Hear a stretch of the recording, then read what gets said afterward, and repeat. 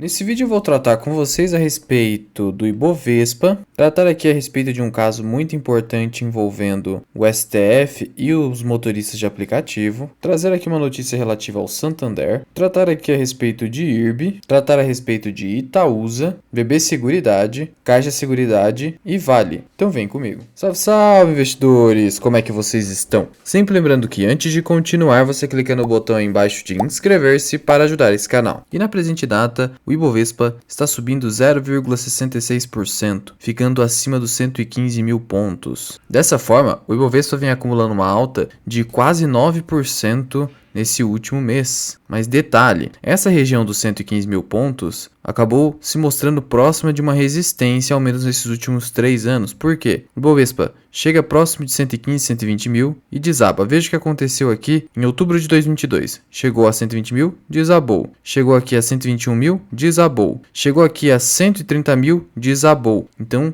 sim, estamos próximos de uma região de resistência em que, mesmo que os juros comecem de fato a cair aqui no país, não significa que o Ibovespa superará os 130 mil pontos, que chegou a ser agora uma região simbólica entre as corretoras e bancos de investimento. A XP projeta que o Ibovespa feche 2023 a 130 mil pontos, mas isso é um exercício inútil de futurologia para nós investidores de longo prazo. Nem é interessante que o Ibovespa suba tão rápido. Óbvio que nós queremos que ele suba, mas de forma devagar, porque afinal de contas a gente precisa de tempo para ir montando posições a fim de receber o maior número de dividendos possível. Isso só é possível se a bolsa não disparar, porque se ela disparar a gente não vai conseguir chegar nesse objetivo. Nesse sentido, olhando aqui a minha carteira dentro do BTG Pactual, que eu deixo o link aqui embaixo, caso você queira se utilizar dos seus serviços de maneira mais personalizada, se eu pegar aqui os últimos 6 meses, ela rendeu 16%, e essa aqui é apenas carteira de ações, e um pouquinho ali de renda fixa, mas é bem insignificante, sendo que o CDI rendeu 5,53%. Se eu pegar aqui os últimos 12 meses, a gente vê que fica um pouco mais próximo, mas perceba o seguinte, eu passei a minha carteira em novembro para o BTG Pactual, de tal modo que seria mais razoável usar os últimos 6 meses. Então veja que com paciência e disciplina, você consegue superar o CDI, embora seja muito difícil aqui no Brasil, que é o paraíso da renda fixa. Sendo que eu já tenho dividendos aqui para aportar, ainda não realizei nenhum aporte, porque são dividendos recentes, mas veja que o mercado hoje está otimista, Vale subindo 1,5%, uma pequena queda no Banco ABC, mas a maioria das ações vem subindo, BB Seguridade teve uma queda forte, beirando os R$30, uma boa região de aportes. O preço teto nela é R$33, mas não tenho na carteira porque eu estou bem exposto ao Banco do Brasil. Indústrias Home disparando fortemente com recente anúncio de JCP. Copel disparou também. Klabin beirando os 4,50. Então o mercado está um pouco otimista no momento. Até porque as projeções do IPCA vieram abaixo do esperado e diante disso o mercado acaba pensando da seguinte forma, bom, se o IPCA está controlado, quer dizer que o governo pode começar a baixar a sua dívida, reduzir o endividamento público e reduzir o risco Brasil, de tal modo que se justificaria eu tomar um pouco de risco no Brasil investindo nas suas empresas. Esse é o pensamento do capital estrangeiro. Prosseguindo aqui em relação ao STF e os motoristas de aplicativo, o que está acontecendo? O Supremo vai decidir se há vínculo trabalhista entre motoristas de aplicativos e as suas respectivas plataformas. É que o ministro Alexandre de Moraes, ele suspendeu uma decisão da Justiça do Trabalho de Minas Gerais que havia reconhecido o vínculo de emprego entre um motorista e a plataforma Cabify. Nesse sentido, então, o ministro do Supremo entende que não há como se pensar que a relação ali é regida pela CLT, a relação jurídica entre motorista e o aplicativo, e essa aqui é uma decisão muito importante. Ela vai servir de precedente para outros casos, exceto se o próprio STF fizer alguma ressalva na sua decisão. E a depender da decisão tomada pelo Supremo, isso pode determinar a continuidade ou não das empresas de aplicativos de transporte aqui no país. Por isso a decisão é de extrema importância. Prosseguindo aqui, em relação ao Santander, ele anunciou que acabou finalizando a aquisição de 100% da corretora Toro. Até então, o banco já tinha mais de 60% da Toro, já controlava o negócio, mas finalmente adquiriu a totalidade da corretora. O valor da operação não foi divulgado, mas segundo o Santander. A Toro possui hoje 1,3 milhão de usuários, representando uma alta de 40% em 12 meses, é um crescimento muito forte. O volume de ativos cresceu 88% para 16 bilhões de reais sob custódia e eles ainda esperam mais crescimento, por isso Santander acabou entrando nessa operação. Eu particularmente não tive uma boa experiência com a Toro. Não que eu tive algum problema com a empresa. Na verdade, eu não gostei do próprio home broker. Achei ele um tanto quanto confuso, principalmente as suas posições ali, você tem uma dificuldade de fazer a leitura delas. Essa foi a minha experiência pessoal. Não tenho nada contra a Toro e de novo não tive um problema efetivo com elas. Foi a minha percepção pessoal. Não sei qual foi a sua experiência, deixa aqui nos comentários. Sendo que o Santander finalmente chegou no break-even nos últimos 12 meses, com uma valorização de quase 2%. Eu prefiro comprar abaixo dos R$30 se eu for pelas units, que são as mais líquidas. No momento, meu foco é a compra de ações do Banco ABC, por isso acabei deixando o Santander de lado, por eu não ver mais tanto crescimento nesse banco, se comparado ali com o potencial de crescimento do Banco ABC. Não é recomendação de investimento, tampouco estou dizendo para você vender o Santander por conta disso. Eu só disse que eu, particularmente, estou focando no Banco ABC. Prosseguindo aqui, em relação ao IRB, ele vai emitir 250 milhões de reais em debêntures para auxiliar na cobertura de provisões. A emissão, que é não conversível em ações, agora raramente você vai encontrar debenture que seja conversível em ação, vai ocorrer em duas séries com vencimentos em 48 e 54 meses. Então são vencimentos aí de médio prazo, sendo que a taxa que será ofertada equivale a 129% CDI, é uma altíssima taxa. Na prática, o valor ofertado será de DI mais 4% ao ano. Hoje a Selic está em 13,75%, o DI mais ou menos 13,65%. Se você somar com 4%, você teria uma taxa bruta de 17,65%. É uma alta taxa, o custo da dívida está bem caro e se o IRB se socorreu a isso é porque ele realmente precisa dessa provisão técnica. Por isso, não se engane com a disparada nas ações de IRB, ele ainda não se recuperou completamente. Então houve aqui essa disparada que as ações chegaram em março a R$18 e se multiplicaram por mais de 2 vezes, indo para R$40. Nesse momento, diante dessa notícia, as ações caem 6%, representando mais uma nova fuga dos investidores de IRB ou uma simples correção de mercado que acabou sendo acompanhada dessa notícia, que não é tão boa, porque significa que o IRB ainda precisa de capital de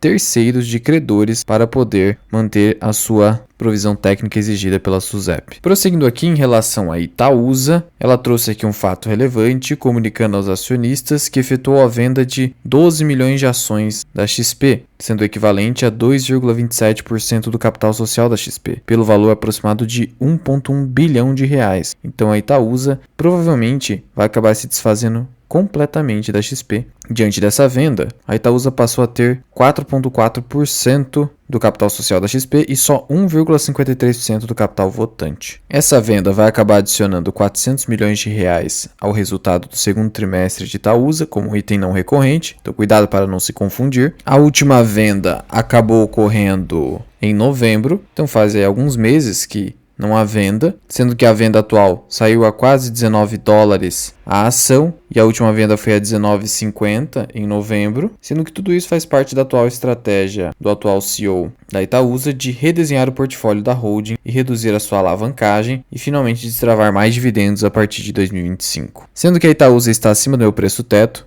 agora a R$9, prefiro comprar abaixo dos R$9, porque diante das bonificações de Itaúsa, do cenário de juros altos e do fato de que realmente a Itaúsa tem dificuldade para ter uma grande disparada nas suas cotações, afinal é uma holding, por mais que você duvide, focada em dividendos, não há como você ter grande upside acima dos R$9. As bonificações geram um aumento da base acionária mantendo a cotação, embora você tenha mais ações. Então eu prefiro manter como máximo dos meus preços de aportes a cotação de R$9. Não é recomendação. Em relação à BB Seguridade, a companhia publicou seu informativo mensal de abril. E veja, houve aqui uma queda nos prêmios emitidos de seguro de vida, recuou 3% em relação a abril de 2022. Seguro prestamista continua subindo e as emissões no segmento rural caíram 10,8%.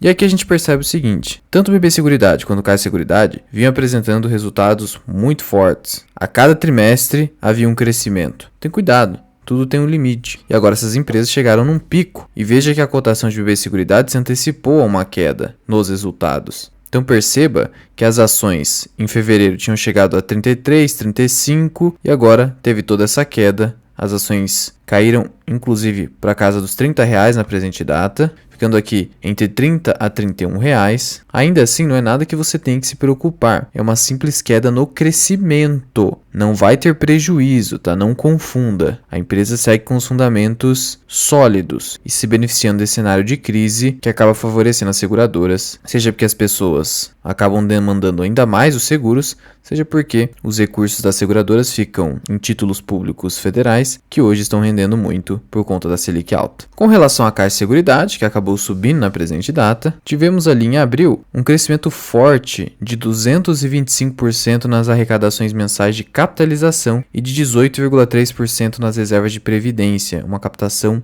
enorme. Provisões técnicas bem controladas nas alturas. Manteve crescimento em termos de prêmio emitido e também prêmio ganho, 10% no segmento habitacional, 1% no segmento de vida, prestamista continua crescendo, residencial houve crescimento e outros também. Então Caixa Seguridade acabou sendo melhor do que BB Seguridade nesse mês de abril. Não à toa que Caixa Seguridade simplesmente disparou quase 60% nos últimos 12 meses. Ela está ali praticamente no preço pós-IPO aqui, que as ações acabaram disparando muito rapidamente em 2021. Eu defini como preço de Caixa Seguridade, embora eu não a tenha, R$10,50, então para mim já ficou acima e eu fico de fora tanto pelo preço quanto por ser IPO recente, mas obviamente parabenizo quem acabou pegando a empresa aqui embaixo, por exemplo, a R$6,30, R$6,50. Não é recomendação. Em relação à Vale, que acumula uma queda de quase 19% nos últimos 12 meses, a companhia pretende emitir bonds com vencimento em 2033, ou seja, títulos de dívida com vencimento aí de longo prazo,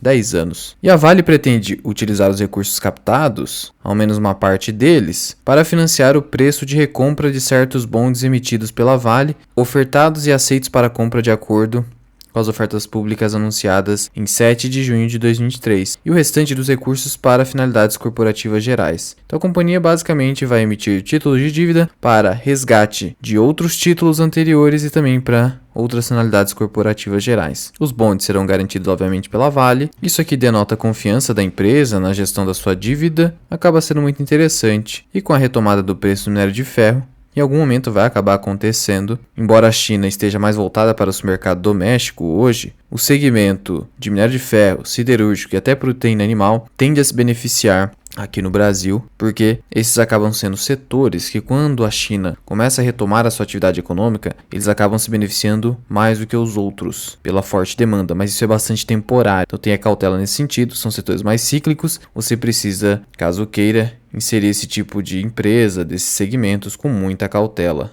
e tendo muita gestão de risco.